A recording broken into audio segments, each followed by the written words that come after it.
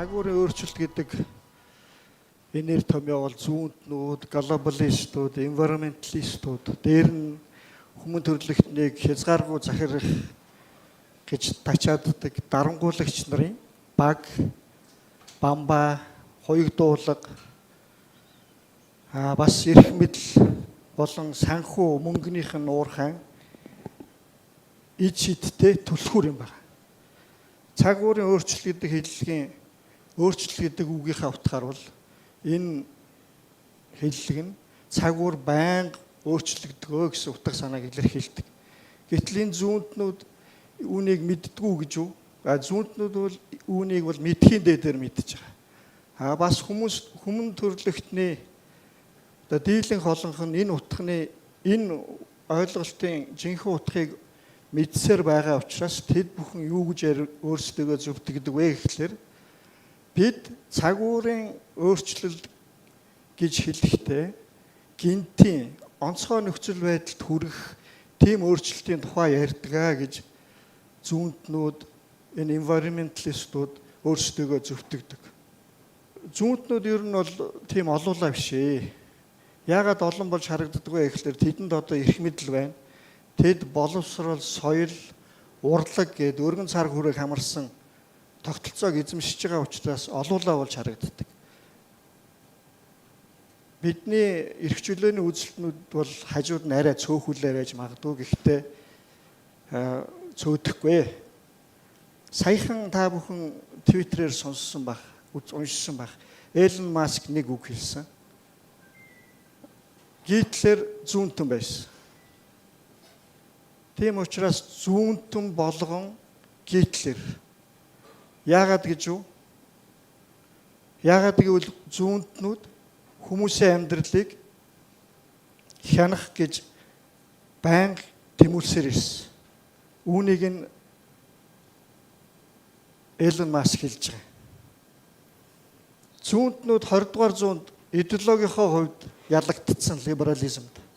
Эдийн засгийнхаа хувьд капитализмд бас ялагдчихсан. Одоо тэдэнд ганцхан зэвсэг байгаа нь хүрээлэн бүү орчин гэдэг энэ ураа байгаа. Тэд энэ урааны нэр барьж бид бүхний амьдрал, дэлхийг захирах дээр нь бизнесийн ашгийг сорхоор сүргэлэн бидэнд лүү дайрч байгаа. Та бүхэн үүнийг одоо өдөр тутам одоо сошиал, телевиз, кино урлаг бүгднгээс нь харж болно. Марксистууд, коммунистууд, социалистууд, националистууд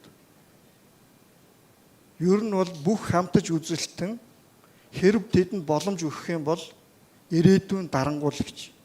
Үүнийг Элон Маск бол сая хэлсэн байна. Тэр улсуудыг одоо эсэргүүцдэг эр зоригтой саруул ухаантай хүмүүс бас бий. Тэдэнтэй энэ саруул ухаантай хүмүүс юугаараа тэмцдэг вэ гэхлээр бодит баримтаар тэрний галзуурал одоо солиотой таамаглалыг нь няцаадаг. Тэд энэ няцаалтаа чанга дуугаар илэрхийлдэг. Тэдний дунд геологч хүмүүс бий. Энэ хүмүүсийн нэг төлөөлөл бол геологч Батлер гэдэг энэ Австралийн геологч байгаамаа. Энэ хүн одоо энэ слайдн дээр харуулсан сургуулаасаа хэрхэн хөөгдгөө гэсэн ном бичсэн. Энэ номондоо бол уур амьсгалын өөрчлөлттэй холбоотой таамаглалууд буруу гэдгийг тайлбарласан. Өөрийнхөө гаргалгаа нотолгоог геологийн шинжилх ухааны мэдээлэл төвшгөлж тайлбарласан байгаа. Ian Plimer гэдэг энэ Мельбурн Аделаид их сургуулийн профессор 1985-аас 2005 оны хооронд профессороор ажилласан энэ сургуулийнхаа Мельбурн их сургуулийн хүнд профессор. Тэгээд 120 орчим шинжилх ухааны нийтлэл бичүүлсэн, нийтдээ 8 ном бичсэн юм мундаг зохиогч байгаа.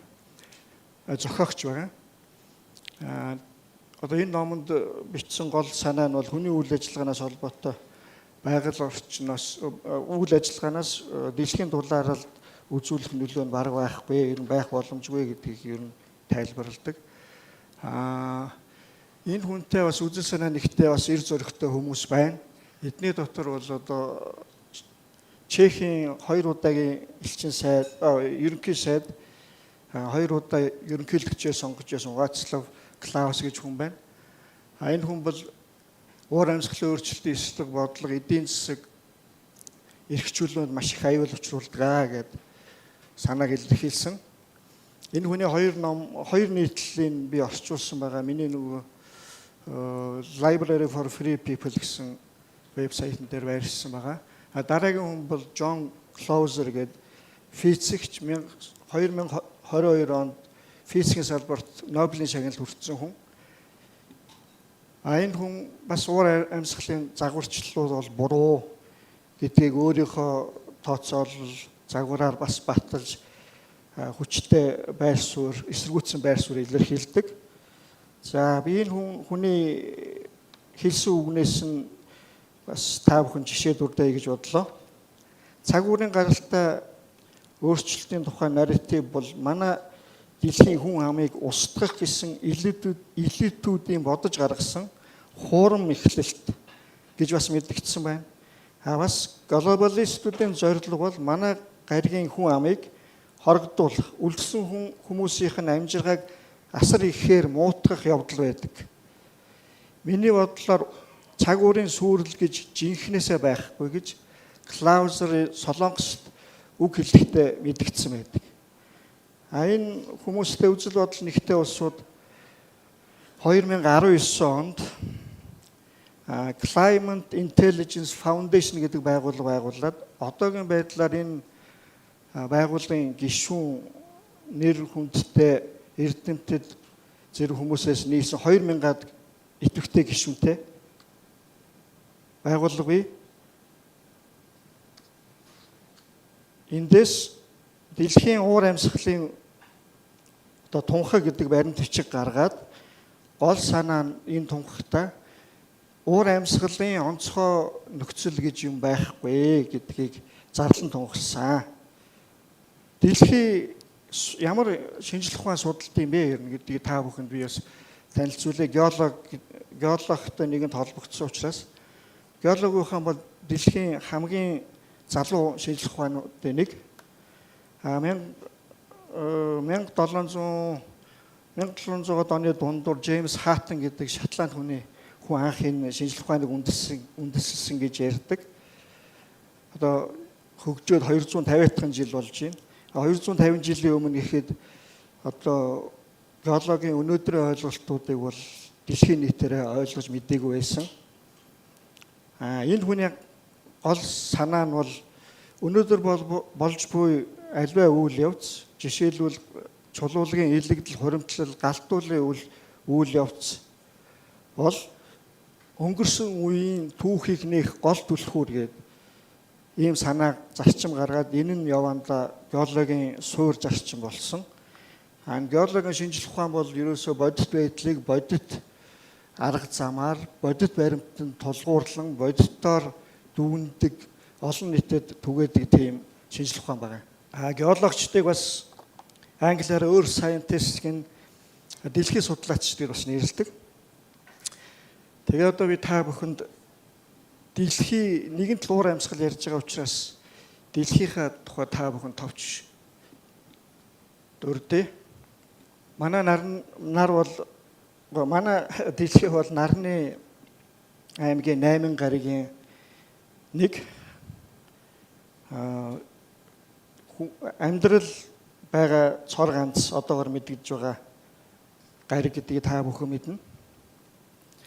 Манай гариг болохоор манай нарны аймаг болохоор Тэнгэрийн Заац гэдэг Оддын аймагт байршдаг. Та бүхэн шөнө хэр үзээ тэнгэр рүү харсан бол Тэнгэрийн Заац гэдэг одны бөөгнөрлөлийг харж байгаа бол биднээс өөрсдийнхөө байрлаж байгаа одоо Оддын аймгийн нэг хэсгийг харж байна гэсэн үг.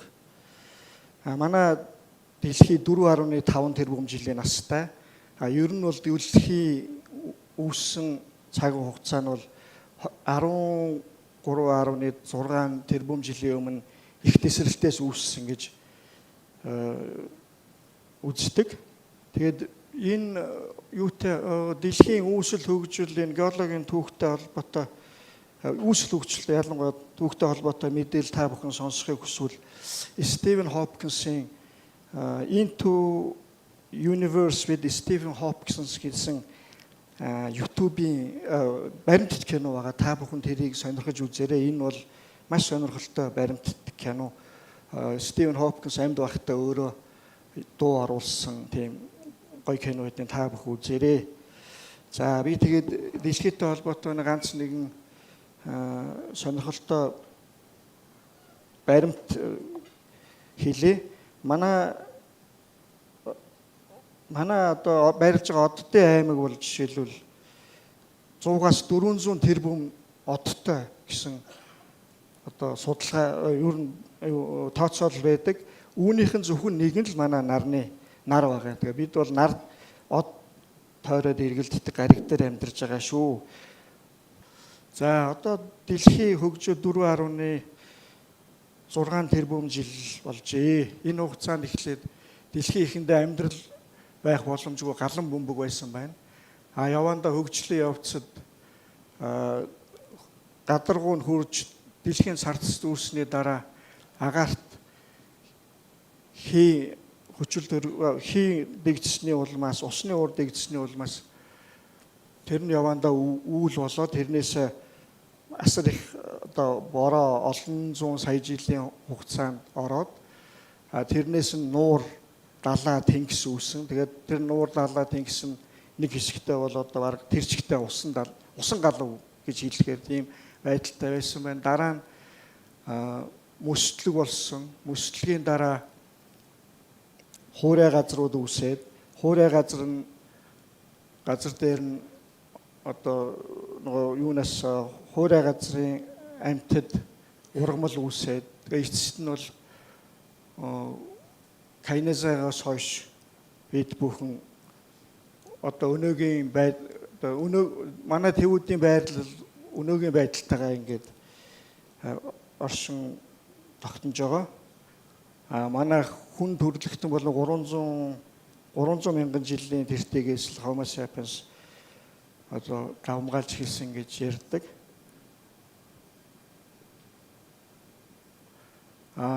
Дэлхийн хөгжлийн гол эрнүүдийг нь бол энэ дурдъя. Геологийн түүхийг Ион 90 галуу эднүс гэсэн янз янзын нэр томьёогоор одоо нэрлэлтийн байгаа. Хадиан 90 гэдэг нь нөгөө галан дэлхий байсан цаг үеийг хийлнэ. Археан Ионд бол анхны бичил биетүүд үүссэн тэр цаг хугацааг хэлж байгаа. Портозеэрэнд болохоор хүчил төрөгч ялгаруулдаг бактериуд асар олноор амьдарч тэндээс нь хүчил төрөгч үүсч дэлхийн агаар мангалд хүчил төрөгч хамгаалж хэлсэн байгаа. Полизен 90 гэдэг нь болохоор хоёр нутагтнууд үүссэн загас гад хуурай газрын амьтад үүссэн байгаамаа. Месоса 90 болохоор хевлэр явагчдын 90 гэж бас дурддаг. Тэр 90 байна. Энд бол динозаврууд амьдарч байсан.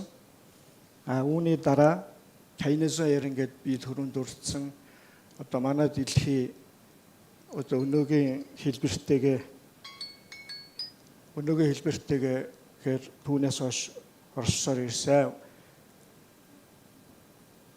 Хөхтөн энэ цаг үеэс хойш хөхтэй амьтан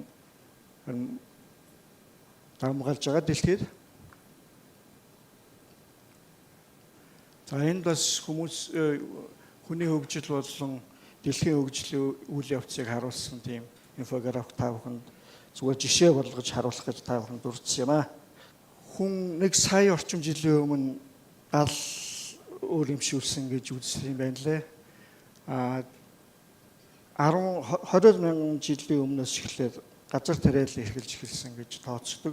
5000 жилийн өмнөөс юутай бичиг үсэг зохиож хэрэгжилж эхэлсэн гэдэг яриа бий. За энэ бол геологийн түүхийн сая явцыг спираль байдлаар харуулсан. Энэ дээр бол нөгөө түрүүн дурдсан юуны өсөлтийн өнцлөг хэдэн үед болж ирснүүдийн заасан байна. Энэ талаар би дараагийн слайдн дээр дэлгэн рүү ярих учраас энийг зөв та бүхэн сонирхуулах гэж бэлдсэн. За дэлхийн ерөөсөө анхнаасаа л хүн амьтад байхад таата тийм байсаар ирсэнгүй.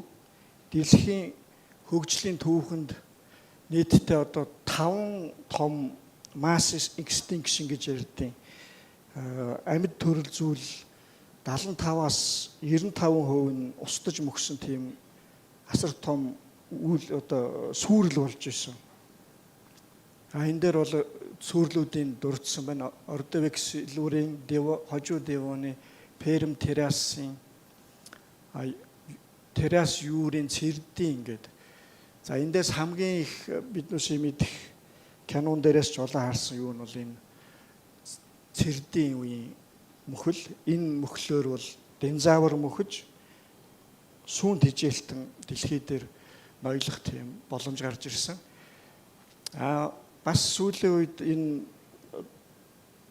зүүнтнүүд энэ ялангуяа environmentalistууд 6 дахь мөхөл ирж байгаа. Тэгээ тэрүүндээ бүр нэр өгсөн. Холоцены мөхөл гэж нэрлэлсэн. Энэ мөхөл бол яах вэ гэхээр хүний үйл ажиллагаанаас болоод манай дэлхий сүрнэ гэд одоо таамаглал дэвшүүлээд бидэнд одоо янз бүрийн мэдээлэл бүх суугаар илгээж байгаа. Та бүхэн бодно ч ийм том 5 сүрэл хүний хүчин зүйлээс болоогүй байхад одоо 6 дахь нь тун удахгүй болж гинэ гэд болох гэж байгааг биднүүсийг айлгаж байгааг харуулах гэж би та бүхэн зориуд энийг үзүүлж байгаа шүү. За дэлхий дээр бас мөсдлөг болж ирсэн. Одоо нийтдээ 5 заримдаа 6 удаагийн том мөсдлөг болж ирсэн. Хамгийн ихнийх нь тэр Хурионы гэдэг тэр мөсдлөг бол бүр дэлхий тэр чигтээ мөсөн бөмбөлөг болчихсон. Дараа нь далаа нилээ хэсэг нь одоо юу яж исэн. Уучлаарай нилээ хэсэг нь хөлдөж исэн тийм үеуд байна. Одоо дурдвал Кирогены, Аан Сахарын, Кару, хожуу Кайнезон гэдэг. Хожуу Кайнезон хойш биднээс бас мөсдлөгийн үе шатуудыг туулсаар байгаа. Одоо хүртэл тэр юу бүрэн дуусаагүй. Энэ удаагийн мөсдлөг бол ерөнхийдөө одоо давтамжтай гэх юм уу? Нэг хэсэг газар мөсдлөг үүсээд дараа нь тэрнээсээ болоод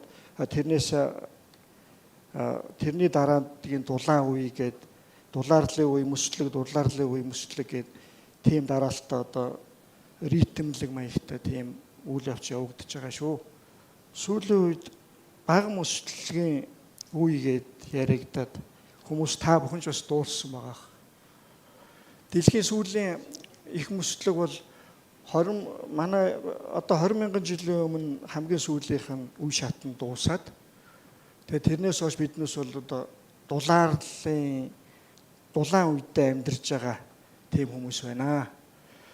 Сүүлийн их мөсдлөгийн одоо цар хүрээг одоо цаатлынхын хэсэгт харуулсан байна. Энэ үеэр бол Европын ихэнх хэсэг мөсөнд хучигдсан.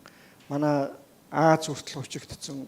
Хойд Америкийн ихэнх хэсэг мөсөнд хучигдсан. Зарим газраар бараг хэдэн зуун метр зузаан мөсөнд хучигдсан байсан гэх тийм судалгаа баримтууд бий. Үүний дараагаас эхлээд дэлхийд дулаарч ирсэн. Дэлхийд дулаарч эхлэхэд ямар өөрчлөлт гарсан бэ? Хүмүүс иргэншсэн.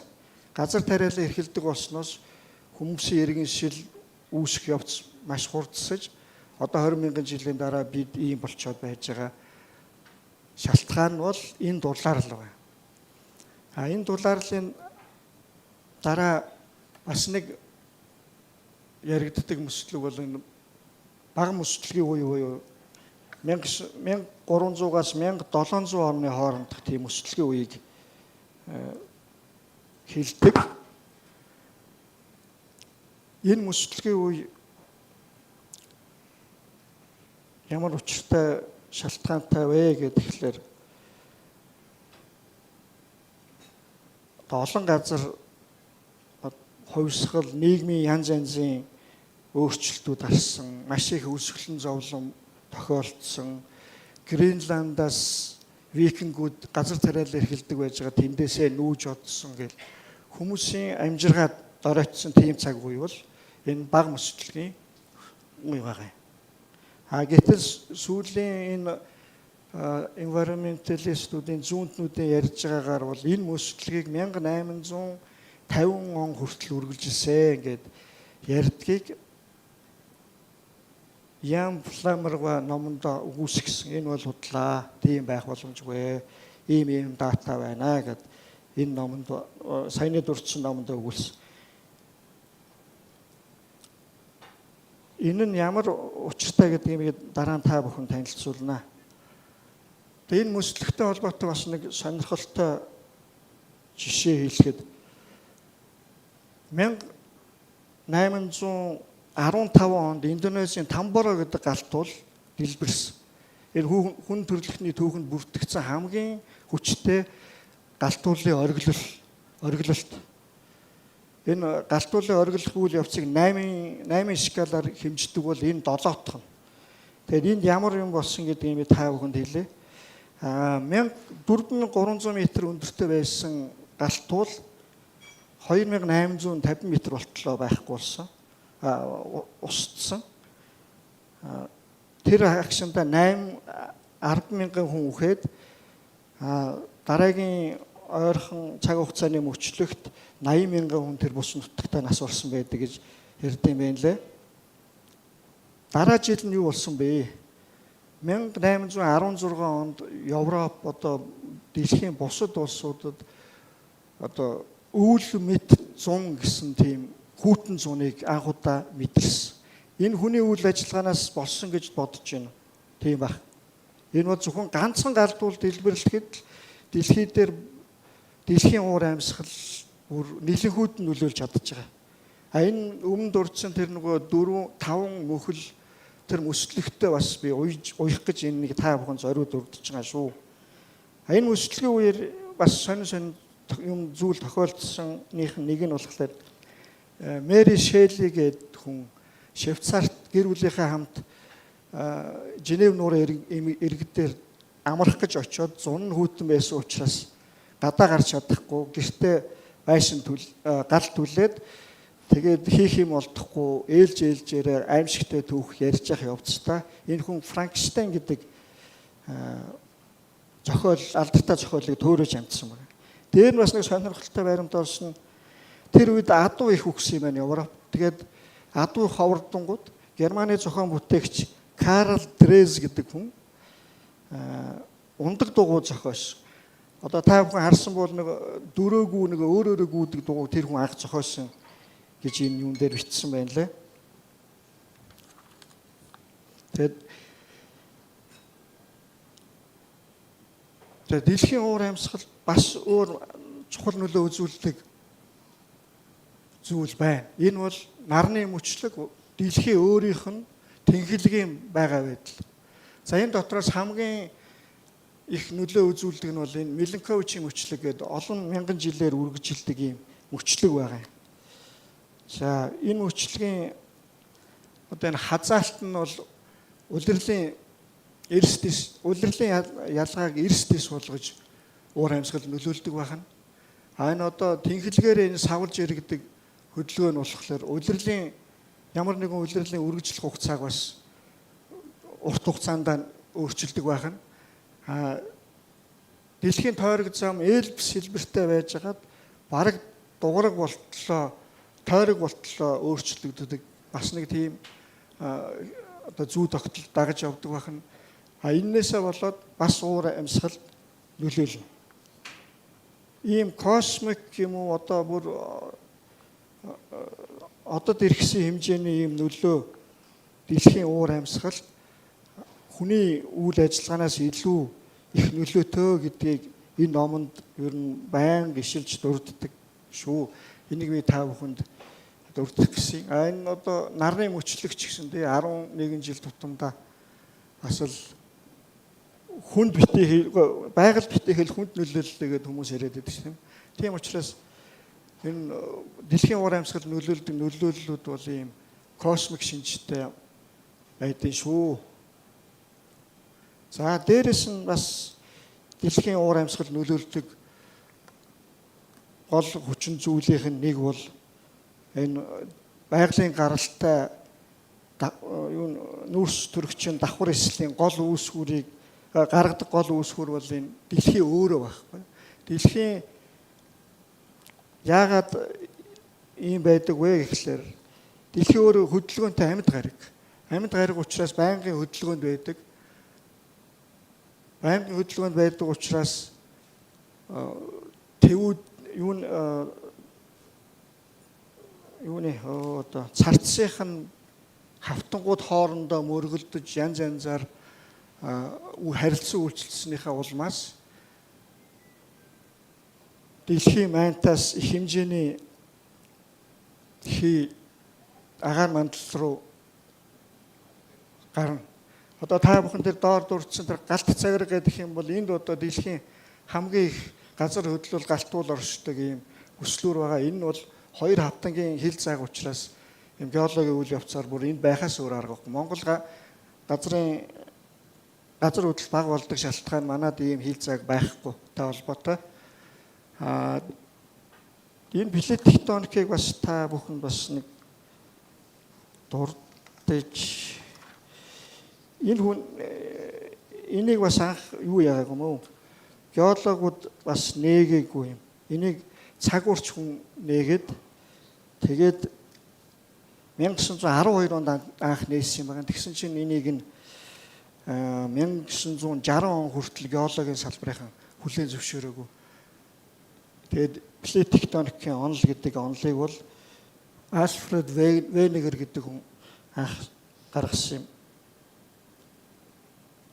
юм.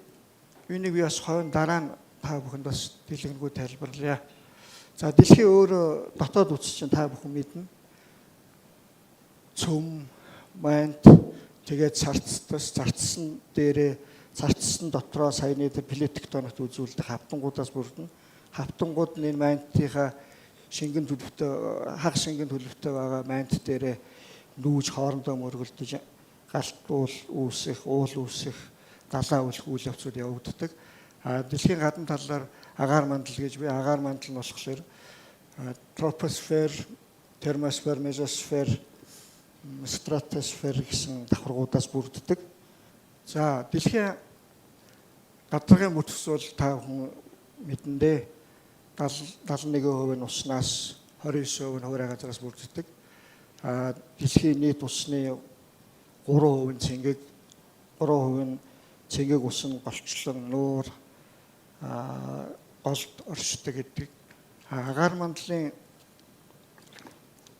бүтцийг би одоо та бүхэн танилцуулъя. Агаарын 78% нь азотоос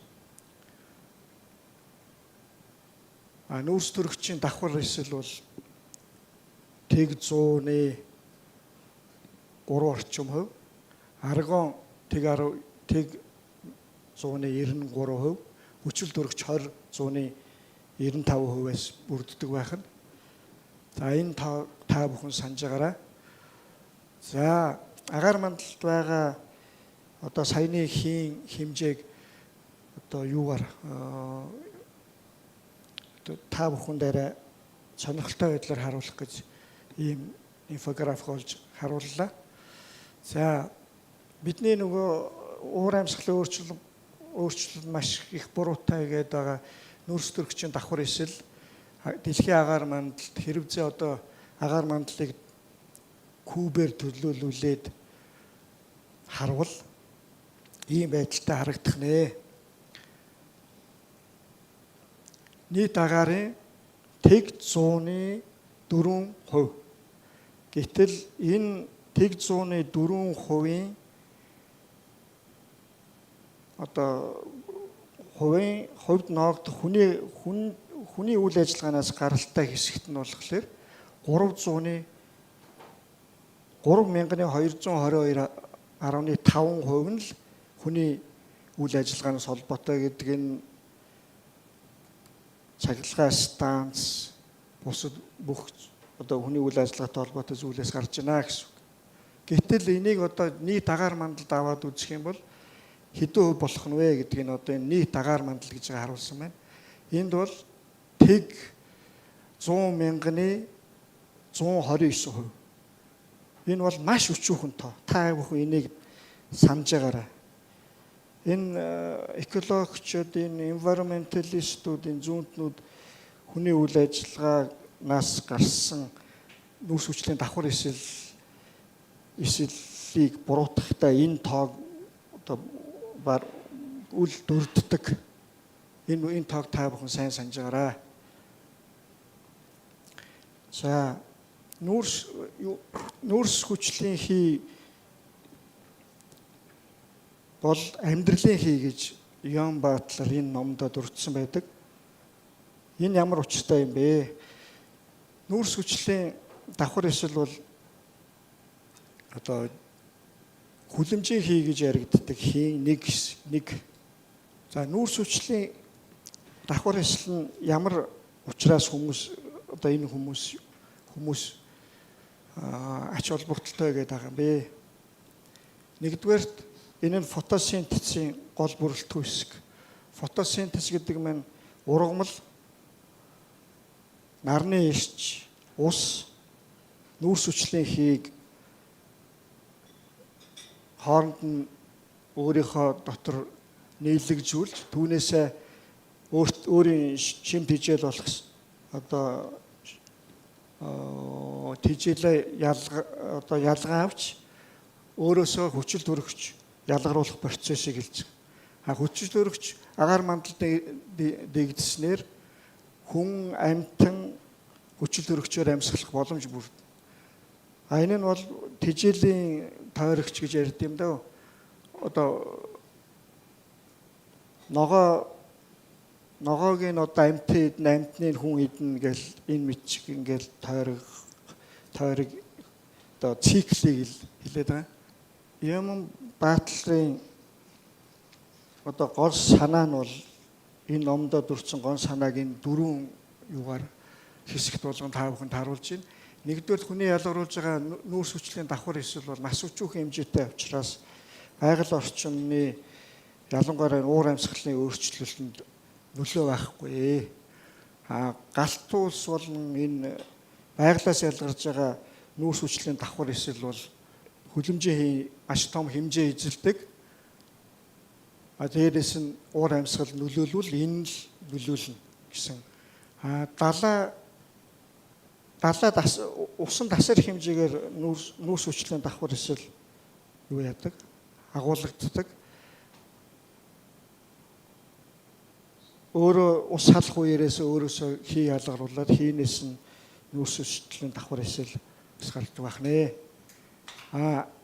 Нүүрс хүчлийн давхар эсэл бол амьдралын хий саяны нэрсэн фотосинтезээр дамжуулаад одоо дэлхийн амьд амьтан ургамалд маш хэрэгтэй юм хий байгаамаа. Энэ бол сайн хий гэж ерөнхийд нь дурддаг. За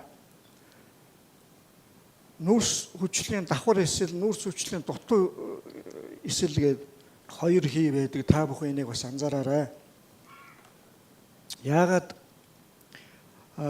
энэ хоёрыг тайлбарлах гэж байна гэхээр одоо угаарын хийг та бүхэн дуулсан бол энэ угаарын хийн CO гэсэн хий. Энэ бол угаарын хий. Нүүрс төрөгчийн дутуу эсэл. Энэ хүнд маш хортой. Агаар 50 ppm байх юм бол баг үхлийн аюулд хүрэх боломжтой. Гэтэл нүүрс төрөгчийн давхар эсэл одоо дэлхий дээр 400 ppm орчим ногоо тарьдаг хүлэмжинд 800-аас 1000 орчим. Одоо жишээлбэл энэ өрөөнд сууж байгаа та бүхний эргэн тойронд байгаа нүүрс хүчлийн давхар эслийг явал 600 орчим байгаа бах. Та 600 орчим ppm байгаа бах. Тэгтэл та бүхэн одоо ямар нэгэн хортой нөлөөг нь мэдрэхгүй байгаа шүү. Одоо 1000 ppm-с дээш гарахад ямар ч юу байхгүй, нөлөө байхгүй. 1000-аас 1500-ийн хооронд бол толгой ирэх, анхаарал сарних марних гэсэн тийм шинж тэмдэг үзүүлэлээ гэж мэдээлэл дурдсан байна лээ. Хүлэмжийн уур амьсгалын өөрчлөлттэй холбоотойгоор өөрчлөлттэй холбоотой энэ байгууллагыг би дурдах шаардлагатай байна. Энэ бол одоо засгийн газар хоорондын уур амьсгалын өөрчлөлтийн талаарх засгийн газар хоорондын зөвлөл гэсэн нэртэй ийм байгууллага. Энэ болохоор уур амьсгалын өөрчлөлттэй холбоотой альва тооцоог гаргаж олон улсын конвенц бэлтгэдэг, олон улсын конвенц, олон улсын платформ бэлтгэдэг ийм байгууллага байгаа. 1988 онд анх байгуулагдсан. 1990 онд уур амьсгалын өөрчлөлтөнд бол хүний нөлөөтэй байж болтошгүй гэдгийг хүлээн зөвшөөрсөн байгаа. Дараа нь РИОД энэ нэгдсэн үндэсний байгууллагын уур амьсгалын өөрчлөлийн суурь конвенц гэдгийг үүсгэсэн. 1995 онд одоо КОП гэсэн баг хурлыг зохион байгуулж эхэлсэн. Одоо Монгол улсад 8 сард болох гэж байгаа нь КОП 17 гэдэг. Энэ болохоор оролцогч талуудын баг хурал гэсэн нэрттэй байгууллагын товчлол юм байгаа шүү. За одоо энэ байгууллага нь болохоор анх протокол хэлбэртэй байжгаад сүүлдээ конвенц болж өргөгдсөн. Анх Кёотогийн протоколыг Японд баталсан. Үүний дараагаар 2008 онд олон улсыг хамарсан тийм конвенц болсон. Хамгийн сүүлд 2015 онд бүх улсуудыг нэгтгэсэн Парисын гэрээ болж өргөгдсөн. Энэ одоогор бол Америк нэгдсэн улс нэгдчихэд буцаад гарч гисэн тийм байдалтай байгаа. Энэ бол Трампаас болж байгаа. За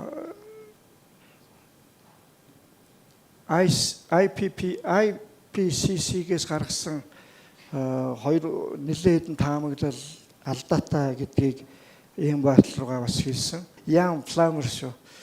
Тэгээд 2035 онд алга болно гэсэн одоо энэ биелэхээ байсан учраас энэ талаараа уучлалгүйгээд энэ нь уучлаараа 2235 он байсан юм байна шүү гэсэн тийм таамаглал, тийм мэдээлэл нэцаалт тавьсан байт юм лээ. 2009 онд энэ цагуурын өөрчлөлтийг харуулсан хүний хүчин зүйлтэй холбоотой тайлан мэдээ гаргахдаа маш их одоо засварсан дата ашиглаж байгаа тухай тийм мэдээлэл алдагдсан. Тэрийг нь болохоор энэ climate change gate гэдэг одоо дүүлэнээр нь та бүхэн мэддэг байхаа. Тэгээд ерөнхийдөө таамаглууд дандаа урт хугацааны таамаглуудыг одоо төсөөллийг дэвшүүлдэг боловч тэр нь бодиттойгоор юутэй одоо бодит хэмжилттэйгээ зөрдөг гэдгийг би та бүхэнд удахгүй харуулъя. Ер нь гол дүгнэлт нь IPCC-ийн гол гаргаж байгаа дүгнэлт бол дэлхийд дулаарч байна. Энэ нь хүнний хүчин зүйлээс нөлөөтэй гэдэг байнга ишилж дурддаг. За энэ Washington Times онд 2015 онд гарсан санагдаж байна. Ийм юу байлээ? График байлээ. Энэ дээр бол та бүхэн харж байна. Бодиттой хэмжилт нь болохоор энэ хар суган байгаа шүү. Хар суган одоо IPCC-ийн гаргасан таамаглалаас одоо бага хэмжээтэй байгааг өөрсдөө хүлээн зөвшөөрсөн. Өөрсдийнх нь тайлангаас авсан ийм график шүү. За энд бас нэг мэдээ бас нэг графикийг харуулж байна. Энэ бол нөгөө IPCC-ийн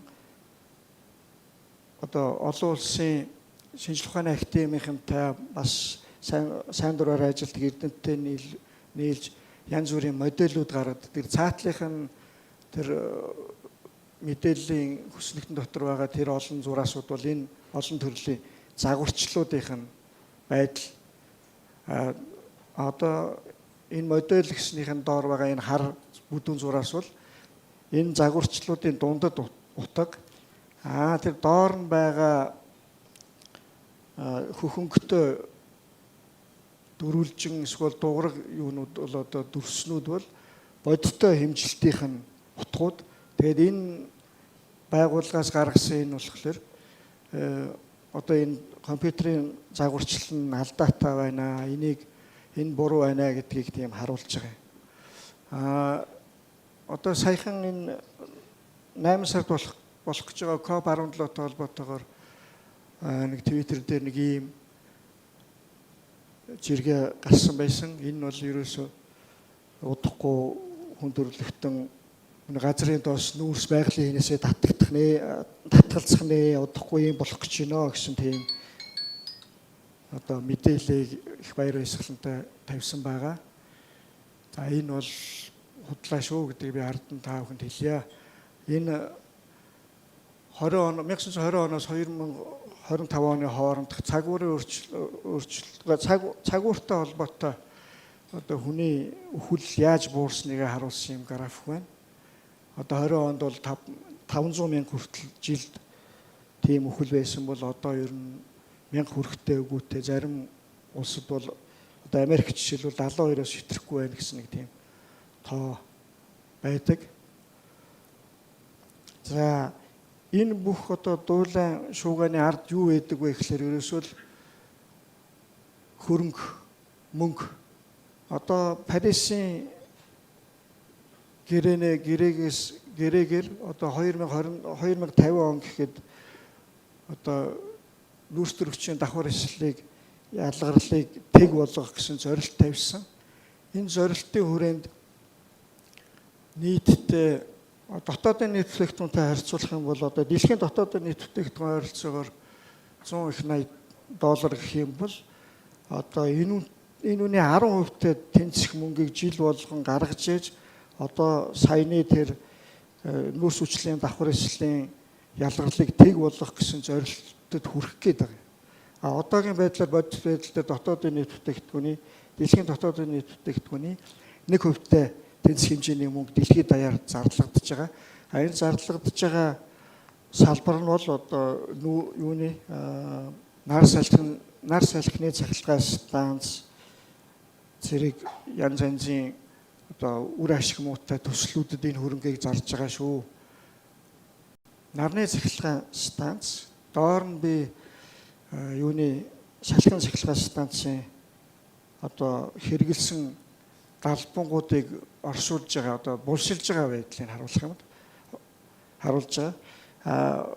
Байгаль орчин одоо environmentalistууд, экологчид энэ зүүнтнүүд юу гэж тайлбарладаг вэ гэхээр нарны салхины цахилгаан станц, нарны цахилгаан станц бол цэвэр эрчим хүчний их үүсгүүрээ гэдэг. Үнэн дээр цэвэр эрчим хүчний үүсгүүр биш шүү гэдгийг та бүхэнд харуулах гэж ингэж байгаа.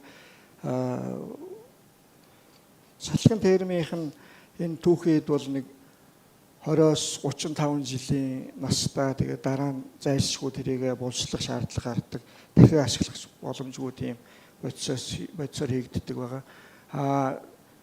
Нарны цахилгаан станц гэ барихлаар одоо энэ environmentalistуудын ярьдаг энэ байгаль орчны гоо үзэмж хамгаалдаг улсуудын ярьдагтай харьцуулах юм бол энэ зурган дээр харуулсан бол эсрэг үр дүнд хүргэснийг нь харуулж байна. Нөгөө баруун дээд булангийнхан тэр юу нь бол зураг юу вэ гэхэл сая Техаст ойрхон болсон салхины нарны эрчим хүчний том чадaltaй юм станц, суурьлагдсан станц дээр мөндөр ороод тэгээ мөндрийн ганцхан мөндрийн улмаас тэр асар их одоо өртгөөр боссон тэр нарны цахилгаан түгээх одоо цахиан гаргах тэр дүүрэг тэр чигт ажиллаагүй болсон гэд харангад илдэж гин гэсэн яриа мэдээл гарсан байна лээ. Дээрээс нь доор нь би та бүхэнд яагаад биднээс ийм өртөг өндөртэй тэгээд ногоон биш найдваргүй эрчим хүчний их үүсвэрийг дэмжихийн тулд карманаасаа бид бүхэн ямар мөнгө төлж байгаа вэ гэдгийг өнөөдөр та бүхэнд харуулах гэдэг ингээд доор нь үзүүллээ. энд сууж байгаа хүн болгон дээр нь аж ахуй нэгж бүр киловатт тутамд нь хэрэгэлсэн цахилгаан эрчим хүчнийхээ киловатт тутамд 23.7 төгрөг төлж байгаа.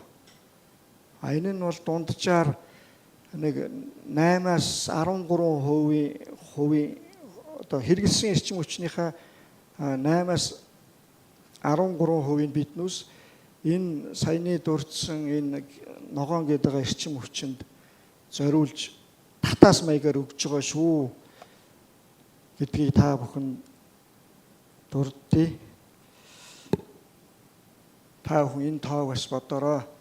За энэ зургийг юу харуулах гэсэн бэ гэхээр энэ байгаль орчны асуудалд хүмүүсийн анхаарал төвлөрүүлэх янз янзын байдлаар хүмүүсийн анхааралд орох гэсэн үйл ажиллагааг энэ байгаль орчинтой холбоотой, хүрээлэн буй орчинтой холбоотой байгууллагууд явуулдаг. Эднүсийн нэг нь бол энэ Earth Day, Earth Time гэж жилд 2 удаа болдог үйл явдал байдаг. Үүний Earth Time нь болохоор одоо 5 сарын 28-нд болох юм. Орон нутгийн цагаар 8-аас 9 цагийн хооронд 1 цагийн хугацаатай эрчим хүчнийхээ хэрэглээг зогсоон уу, хязгаарлал уу гэдээ уриалдаг. Үүгээр одоо дэлхийн эрчим хүч, одоо дэлхийн уур амьсгалын өөрчлөлтөнд хүмүүсийг анхаарлыг хангамдуулах гэж байна гэж хэлдэг. Гэвч би бодохдоо энэний цаад шалтгаан бол ерөөсөө хүмүүсийг балар эртнийх нь үед дасгах гэсэн л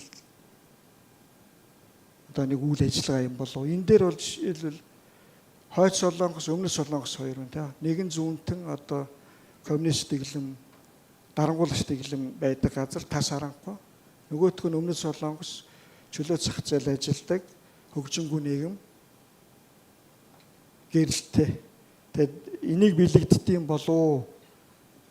Тэгж л энийг одоо олон нийтэд сурталчилдаг байх гэж би бодож энийг үзүүлж байгаа. Одоо нөгөө талд нь болохоор энэ хоёр өмнөд Солонгос, хойд Солонгос хоёрын дотоодын нийт бүтээгдэхүүн харьцуулсан сүүлийн 100 жилийн юг та бүхэн хардаа.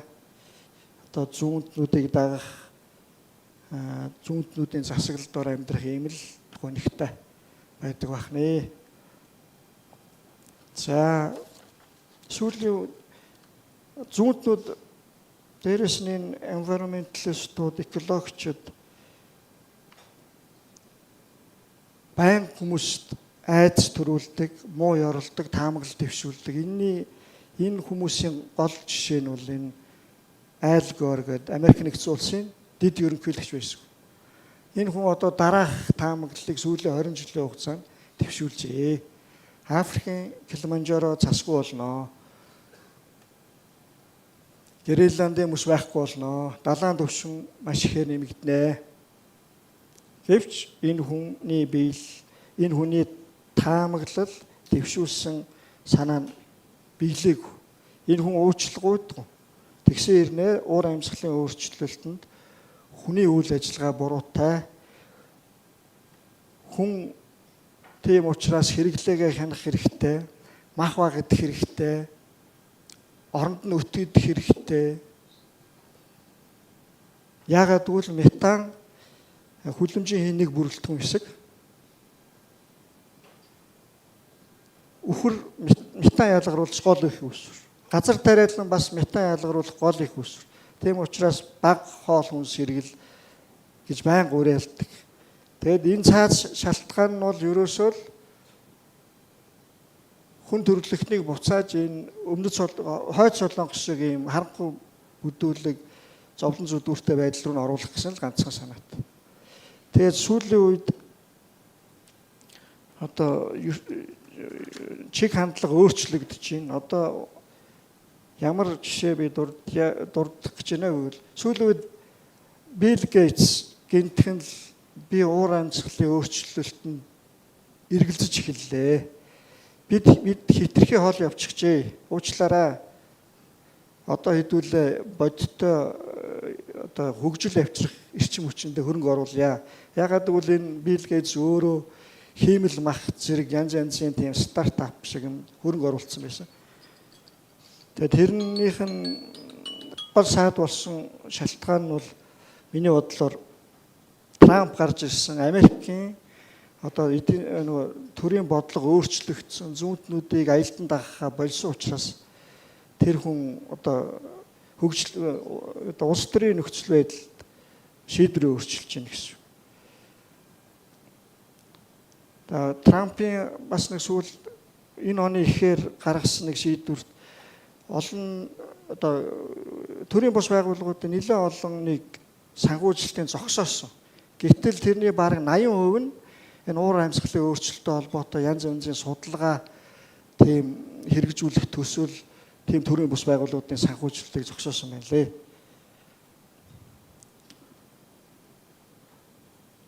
За энэ хүрээд миний яриа дууслаа. Юу